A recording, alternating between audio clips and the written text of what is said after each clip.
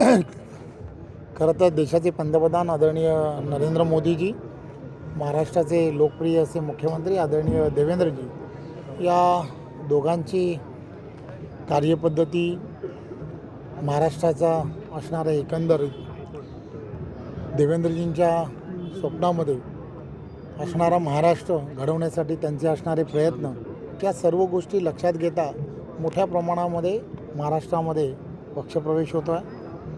प्रकाश भोईरजी असतील, सरोजजी ताई असतील, या सर्वजणं गेली वर्षानुवर्ष आम्ही सर्वजणं या महानगरपालिका असेल किंवा डोंबिवलीमध्ये एकत्र काम करतो.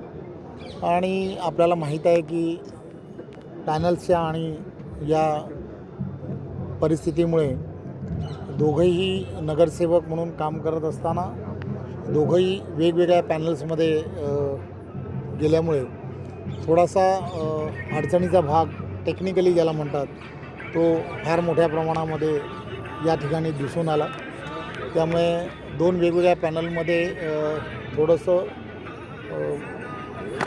पुन्हा निवडणुकीला सामोरं जाणं हे सर्व कार्यकर्त्यांचं त्यांचं मत झालं की आपण काय करावं. आणि मग मी खरं तर त्या सर्व कार्यकर्त्यांचं आणि प्रकाश भोईरजींचं मनपूर्वक धन्यवाद यासाठी देतो की त्यांनी अशा सगळ्या परिस्थितीमध्ये भारतीय जनता पार्टीमधून लढण्याच्या संदर्भातला निर्णय घेतला.